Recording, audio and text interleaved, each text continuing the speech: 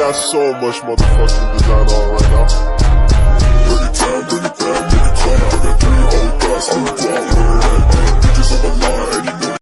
Assalamualaikum warahmatullahi wabarakatuh. Selamat pagi semuanya. Selamat menonton video Ibu Nini hari ini ya. Jangan lupa like, comment, dan subscribe ya. Di sini terlebih dahulu kita harus tahu apa pengertian dari teks fiksi. Teks fiksi adalah teks yang berisi kisah hantu cerita yang dibuat berdasarkan imajinasi pengarang. Imajinasi pengarang tersebut diolah berdasarkan pengalaman, pandangan, tafsiran, kecendian, wawasan, dan penilaiannya terhadap berbagai peristiwa, baik peristiwa nyata maupun peristiwa hasil rekaan. Teks ini mencakup novel, cerpen, fabel, mitos, legenda, dan dongeng. Dalam teks fiksi, penulis bebas menciptakan karakter, alur, dan latar cerita sesuai dengan imajinasinya. Tujuannya adalah untuk menghibur, menyampaikan pesan moral, atau memberikan pengalaman estetik kepada pembaca. Pada video pembelajaran kali ini, Ibu akan membahas tentang struktur teks fiksi, fungsi teks fiksi, dan kaidah kebahasaan teks fiksi. Selanjutnya di sini Ibu akan menjelaskan pengertian teks fiksi menurut para ahli. Yang pertama menurut Evan S. Hannell mendefinisikan fiksi sebagai karya sastra yang menciptakan dunia. Nah, menurut para ahli yang kedua ini, menurut Harun Nasution menyatakan bahwa fiksi adalah karya sastra yang menunjukkan kehidupan batiniah yang diciptakan oleh penulis. Menurut para ahli yang selanjutnya, menurut Webster's New World College, menggambarkan fiksi sebagai prosa naratif atau drama yang bersifat khayal, tidak bersifat nyata. Nah, itu tadi adalah beberapa pengertian teks fiksi menurut para ahli. Selanjutnya Ibu akan membahas tentang bahasa tulisan teks fiksi bermakna denotatif, konotatif, asosiatif, ekspresif, sugestif, dan plastis ekspresif, yaitu membayangkan suasana pribadi pengarang. Yang pertama ada definisi denotatif. Pengertian denotatif merujuk pada makna atau arti yang konkret, literal, atau secara harfiah dari sebuah kata, frasa, atau kalimat. Denotatif pada teks fiksi merujuk pada makna kata atau frasa yang bersifat lugas dan objektif, sesuai dengan arti yang terdapat dalam kamus. Ini adalah makna literal yang tidak terpengaruh oleh konotasi atau interpretasi subjektif. Dalam teks fiksi, meskipun penulis sering menggunakan bahasa yang kaya dan metaforis, makna denotatif tetap penting untuk memastikan pemahaman dasar dari narasi atau deskripsi yang disampaikan. Kedua, ini ada definisi tentang konotatif. Pengertian konotatif yaitu bermakna atau tambahan dari sebuah kata, frasa, atau kalimat yang melampaui makna denotatif atau harfiahnya. Konotasi berkaitan dengan asosiasi, nuansa, atau perasaan yang dapat dipicu oleh kata kalimat tersebut tergantung pada konteks, pengalaman, atau budaya pembicara. Konotatif dalam teks fiksi adalah penggunaan kata-kata atau frasa-frasa yang memiliki makna tambahan atau implisit selain dari makna literalnya.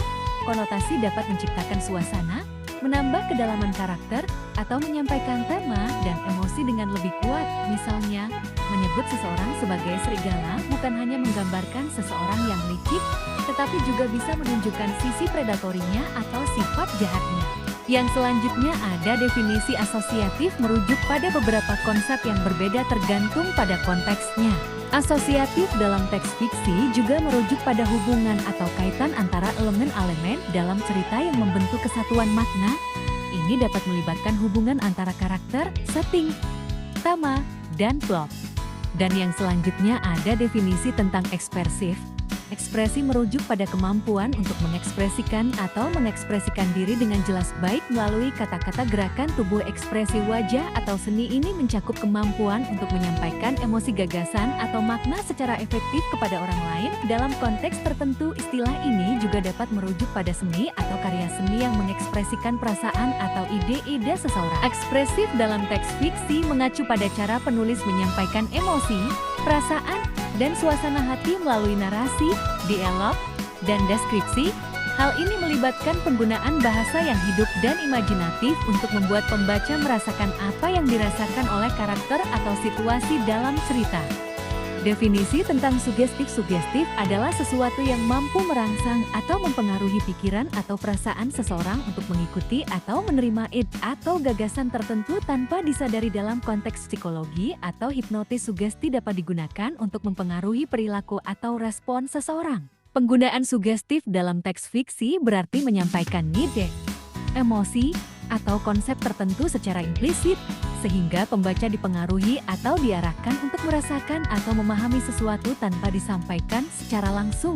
Nah, selanjutnya ada definisi plastis dalam konteks yang umum merujuk pada kemampuan suatu bahan untuk dapat dibentuk atau direkayasa ulang tanpa mengalami kerusakan permanen.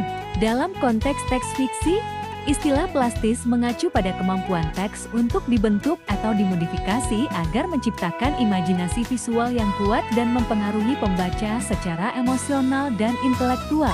Di sini, Ibu akan membahas ada beberapa unsur-unsur dalam teks fiksi. Yang pertama ada tema, yang kedua ada perwatakan, yang ketiga ada alur, dan yang terakhir ada latar dan amanat. Baik, pertama-tama Ibu akan menjelaskan unsur-unsur teks fiksi yaitu tema. Tema merupakan inti atau pokok dari suatu karya baik kita dalam sastra seni bila maupun dalam konteks acara atau diskusi. Tema mencerminkan ide utama atau pesan yang ingin disampaikan oleh pengarang atau pembuat karya tersebut dan seringkali melibatkan nilai-nilai konflik atau masalah yang diangkat. Yang kedua ada perwatakan. Perwatakan atau watak adalah sifat-sifat, karakteristik atau kepribadian yang melekat pada seseorang atau tokoh dalam sebuah cerita drama atau karya sastra. Selanjutnya yang ketiga ada alur. Nah, alur adalah urutan peristiwa atau kejadian yang disusun secara kronologis atau berurutan dalam sebuah cerita film atau karya sastra. Yang terakhir ada latar dan amanat. Dalam konteks sastra atau seni pertunjukan, latar menuju pada latar belakang atau setting tempat di mana cerita atau pertunjukan berlangsung. Sementara itu, amanat mengacu pada bosan atau maksud yang ingin disampaikan oleh karya tersebut kepada penonton atau pembaca. Sekarang Ibu akan membahas tentang struktur teks fiksi. Yang pertama, orientasi berisi pengenalan tema tokoh dan latar.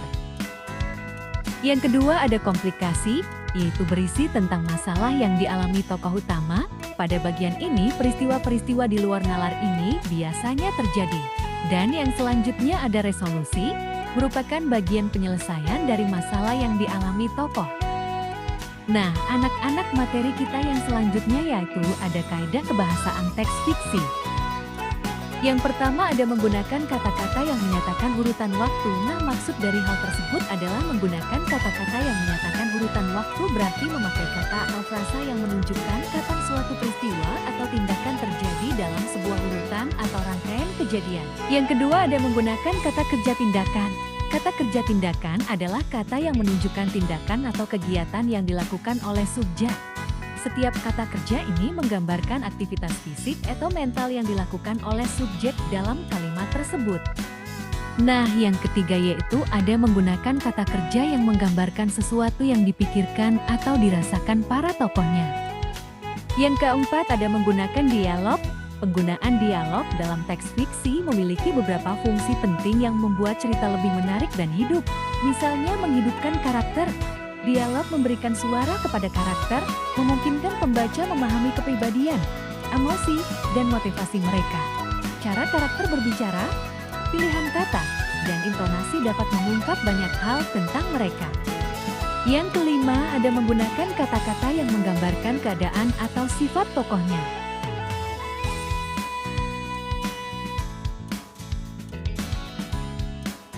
Berikut adalah contoh dialog yang menggunakan kata-kata yang menggambarkan keadaan atau sifat tokohnya. Rani, kamu selalu tampak begitu tenang.